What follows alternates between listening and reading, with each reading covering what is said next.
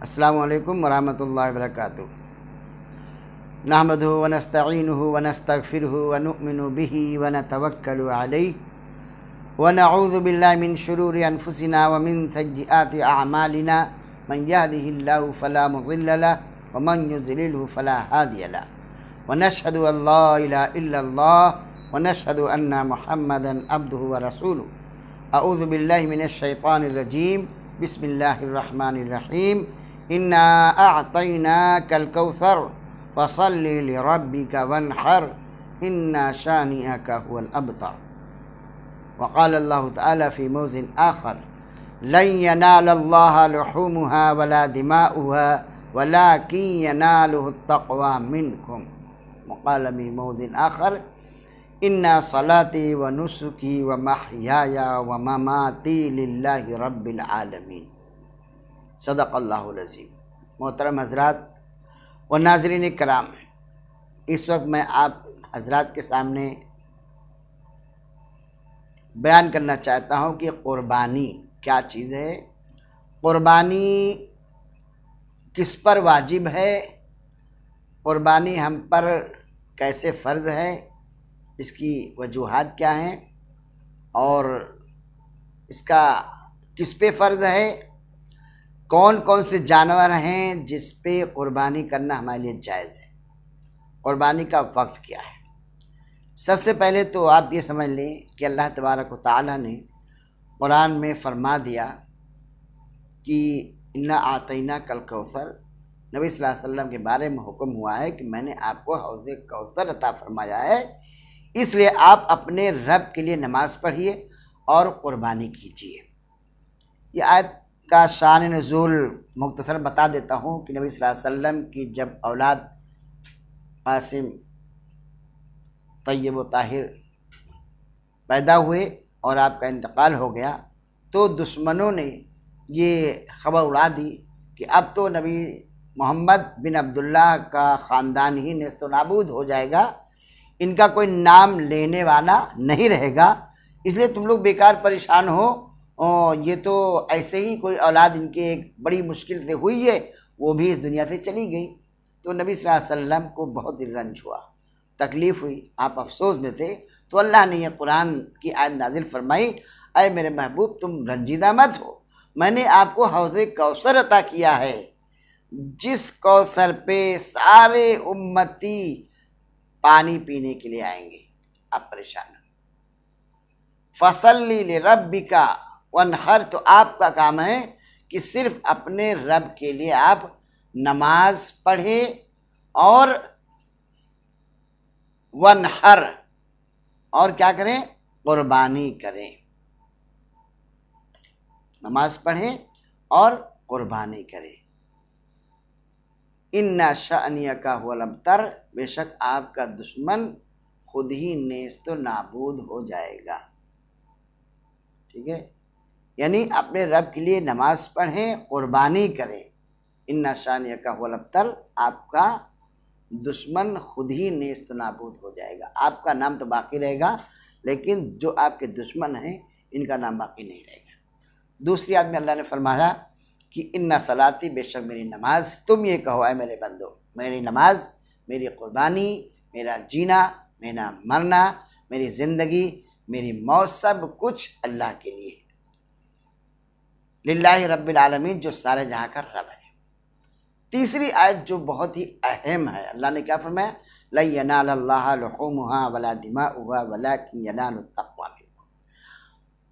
सबसे पहले दोस्तों हमें अपनी नीयत को खालिस करना चाहिए, अल्लाह के लिए खालिस हम कर लें कि जो हम क़ुरबानी करें बिल्कुल अल्लाह के लिए करें, दिखाने के लिए बिल्कुल ना करें।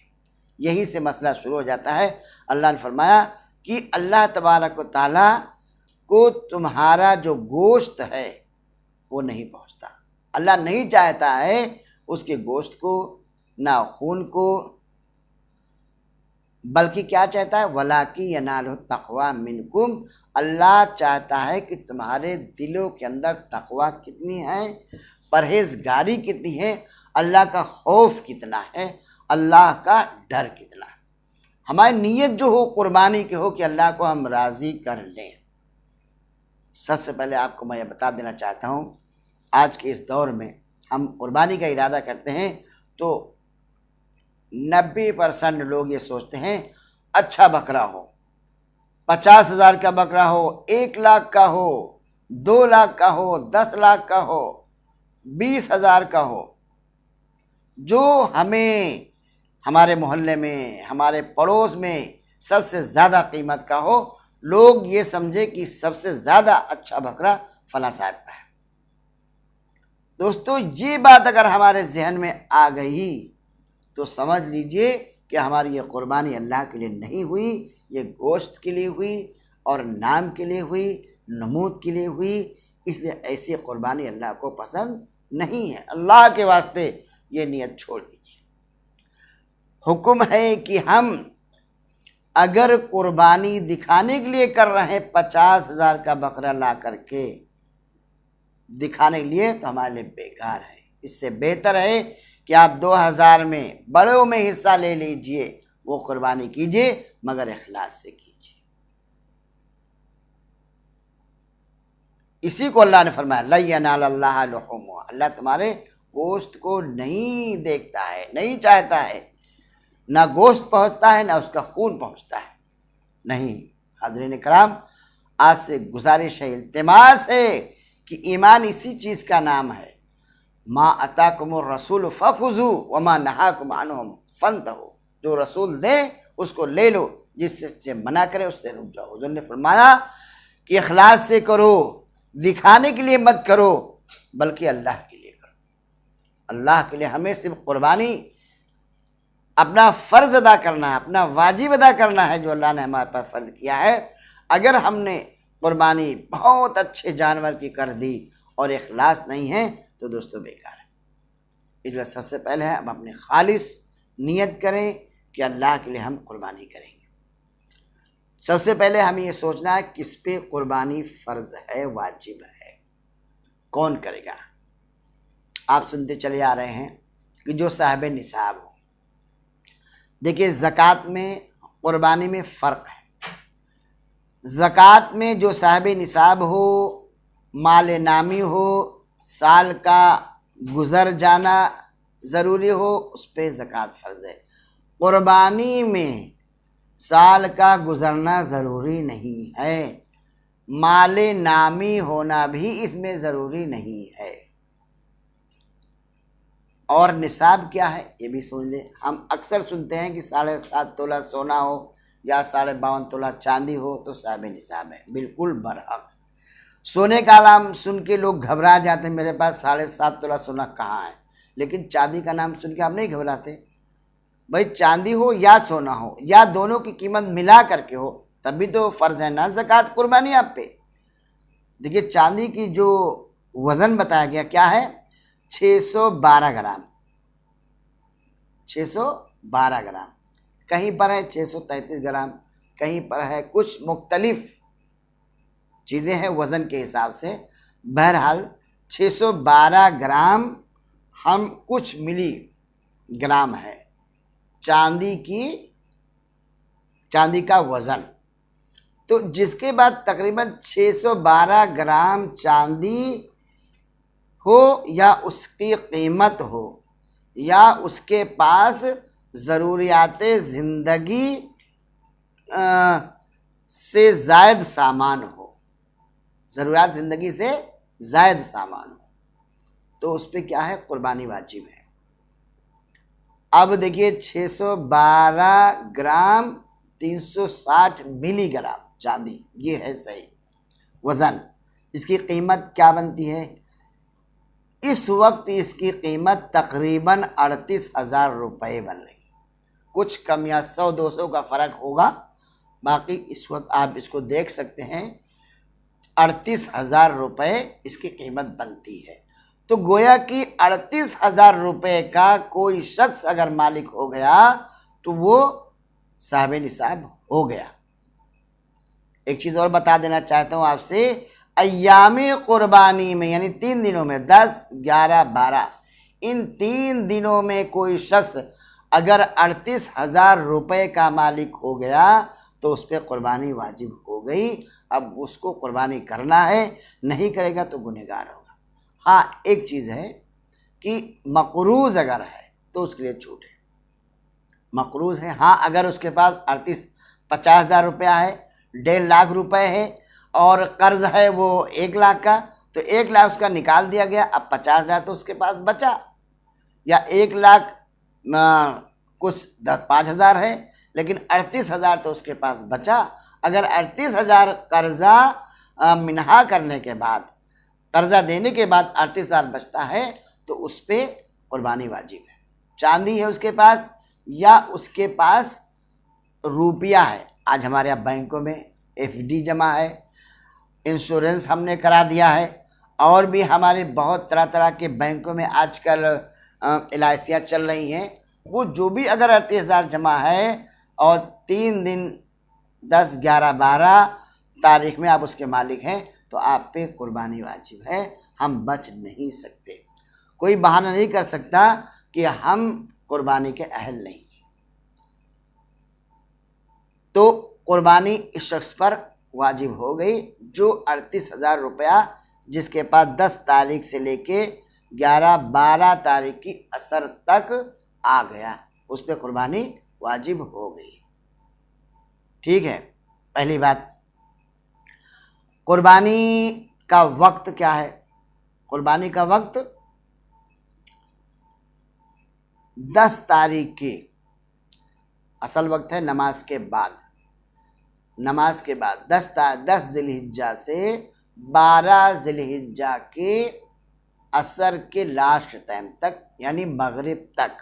मगरिब का वक्त नहीं, गुरूब आफ्ताब हो गया, कुर्बानी का वक्त ख़त्म हो गया, यानी गुरूब से पहले पहले।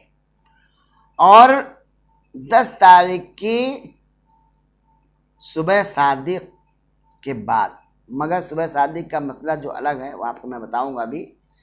सुबह सादिक के बाद देहात वालों के लिए है, जहाँ पे नमाज ईद की जुमा की ना होती हो, वो अगर किसी वजह से नमाज से पहले सुबह सादिक के बाद कर दे तो उनकी कुर्बानी मान ली जाती है, लेकिन ये शहर वालों के लिए नहीं है। शहर वालों के लिए नमाज के बाद, यानी अब ईद की नमाज जैसे बकरा ईद की नमाज पढ़ी गई, चाहे आप जितनी सुबह पढ़ लें, इशराक के बाद नमाज का वक्त शुरू हो जाता है। इशराक के बाद नमाज हुई, नमाज के बाद आपको कुर्बानी करना है। तो नमाज के बाद आप कुर्बानी कीजिए। कब तक कीजिए?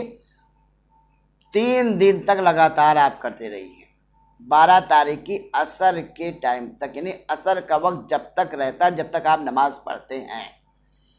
2 मिनट पहले भी गुरूब आफ्ताब से अगर आपने छुरी चला दी जानवर के ऊपर, ज़िबा हो गया, तो आपकी कुर्बानी हो गई, भले ही उस जानवर की बोटी वगैरह बाद में बनाई जाए। ये सही टाइम है। तो एक बात और हमें ये ख्याल करना है कि हम रात में भी कुर्बानी कर सकते हैं। बहुत लोग समझते हैं कि मगरिब बाद नहीं करना है, नहीं करते। नहीं, आप पूरा दिन कीजिए, पूरा रात कीजिए, 11 के दिन कीजिए, पूरे रात कीजिए, 12 के लास्ट टाइम तक करिए। 24 घंटा आप कर सकते हैं। हाँ, ये अलग बात है, रात में कुर्बानी के मसले थोड़े अलग हैं, इसलिए उसमें एहतियात आपको ये करना है कि जब ज़िबा किया जाए जानवर तो वहाँ लाइट वगैरह का अच्छी तरह इंतज़ाम हो कि रगे वगैरह अच्छी तरह से उसकी कट जाएं। ऐसा ना हो कि कुछ रगे रह जाएं और कुर्बानी ना हो। इसलिए रात में जो है कम कुर्बानी की जाती है और लोग समझते हैं कुर्बानी नहीं होती। रात में मकरूह है, लेकिन ये मकरूह उस वक्त है जबकि सही उसकी रगे कटने का अंदेशा ना हो तब। बाकी आप 24 घंटा कुर्बानी आप कर सकते हैं, यह आप कुर्बानी का वक्त है। आखिरी चीज़ क्या है? आपको जानवर की उम्र, किस किस जानवरों की कुर्बानी आपको करना है। तो हमारे यहाँ जानवर जो सबसे फजीलत वाला है, जो अभी आपसे इसे पहले किस्त में बयान किया गया था कि ऊँट की कुर्बानी इब्राहिम अलैहिस्सलाम ने की थी। तो सबसे ज़्यादा अफजल कौन सी कुर्बानी है? वो ऊँट की है। ये हमारे अंबिया अलैहिस्सलाम की सुन्नत।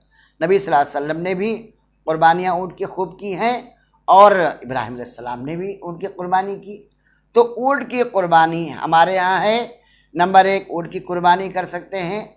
नंबर 2 गाय, बैल, भैंस, भैंसा, बड्डा, ये चीज़ दूसरे नंबर की। और तीसरे नंबर पे कुर्बानी जो है मेंढे की कुर्बानी है। दुम्बा है, दुम्बा में 2 किस्म के, एक मेंढा है, भेड़, एक दुम्बा है। और तीसरे नंबर में, चौथे नंबर में बकरा या बकरी। ये 4 जानवर हैं। ऊँट, एक बात हम भी ध्यान रख लें, ऊँट हो या ऊँटनी हो, भैंस हो या भैंसा हो, बैल हो या गाय हो, इसी तरह मेढ़ा और इसी तरह बकरा या बकरी। आमतौर से हम लोग समझते हैं बकरी की कुर्बानी नहीं होती। नहीं, जब भैंसी की आप कर सकते हैं, ऊँटनी कर सकते हैं, तो बकरी क्यों नहीं कर सकते? ये अलग बात है। बकरी की इसलिए नहीं लोग करते हैं कि वो कमज़ोर रहती है, खूबसूरत नहीं मालूम होती है, अच्छी नहीं लगती है। चूँकि कुर्बानी का हुक्म है कि अच्छा जानवर हो, मोटा, ताज़ा हो, फरबा हो, देखने में अच्छा मालूम होता हो, तसुर्रुन नाज़रीन हो, अच्छा मालूम होता हो, इसलिए लोग नहीं करते हैं। ऐसा नहीं, बल्कि हम कर सकते हैं। अगर कोई बकरी है जो खूबसूरत है तो आप कर सकते हैं, और अगर आपके पास नहीं है, वही मौजूद है, तो आप उसको भी कर सकते हैं। यहाँ तक कि बकरी ने अगर बच्चा भी दे दिया है, ऐसा नहीं बगैर बच्चे वाली, बच्चे भी दे चुकी हो, उसकी भी कुर्बानी आप कर सकते हैं। जैसे भैंसी ने अगर बच्चा दे दिया है, उसकी भी कुर्बानी कर सकते हैं। हाँ, ये अलग बात है, अगर कोई हामिला से है तो बेहतर है कि उसकी कुर्बानी अगर पहले से मालूम हो जाए तो उसकी कुर्बानी ना की जाए। तो हमें ऊँट की कुर्बानी करनी है, गाय, बैल, भैंसा, भैंसी कुर्बानी करनी है, और पड्डे की कुर्बानी करना है।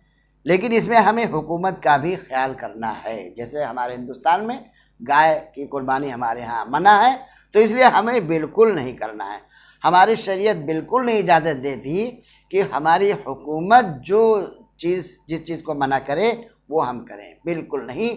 हमारी शरीयत भी, जैसे मिसाल के तौर पे हज, हम एक मिसाल देते हैं आपको कि हज फ़र्ज़ है कब? आपके पास पैसा हो, औरत अगर उसका महरम हो, आपकी तबीयत ठीक हो, मामून हो, महफूज हो, रास्ते में कोई ख़तरा ना हो, रास्ता जाने को आपको इजाज़त मिले हुकूमत की तरफ से, तब आप पे हज फ़र्ज़ होगा। अगर इजाज़त ना मिले तो आप कितने भी साहिब हैसियत हो, कितने भी पैसे हो जाए, तो आपके लिए सही नहीं है। आप बिल्कुल हज में न जाइए। चोरी से नहीं जाना है कि हुकूमत की चोरी से हम जाएं। तो हुकूमत अगर इजाज़त देती है तो हम करेंगे। इसी तरह हमारे यहाँ जो सफ़ेद जानवर की कुर्बानी है, अगर हुकूमत इजाज़त दे तो हम कर सकते हैं, अगर नहीं दे तो हमको बिल्कुल नहीं करनी है। हमारे उलमा, हमारे बड़े मना कर रहे हैं, हमको बिल्कुल नहीं करनी। तो ये 4 जानवर हैं। अब उम्र क्या होनी चाहिए? देखिए, ऊँट की उम्र कम से कम 5 साल होनी चाहिए, और गाय, भैंस, पड़वा अगर है तो उसकी उम्र 2 साल कम से कम होनी चाहिए। बकरी, बकरा, उसकी उम्र 1 साल पूरी होनी चाहिए। मेंढा की उम्र 1 साल होनी चाहिए। लेकिन मेंढा, दुम्बा में एक थोड़ी ये छूट दी गई है कि अगर ये 6 महीने का है लेकिन 1 साल भर के जानवर में छोड़ दिया जाए और पता चले कि ये भी साल भर का है, अच्छा खासा मोटा, ताज़ा है, फरबा है, तो उसकी कुर्बानी हम कर सकते हैं। ये छूट है। लेकिन बकरी, बकरा में, पड़वा, भैंस में, ऊँट में अगर 1 दिन भी कम हुआ तो कुर्बानी नहीं होगी। यानी पूरे साल का होना ज़रूरी। 1 दिन भी बकरी, बकरा मगर कम हो गया तो उसकी कुर्बानी नहीं होगी। अगर कोई बच्चा बकरा ईद के दिन पैदा हुआ सुबह, तो हम 2 घंटे बाद उसकी कुर्बानी कर सकते हैं।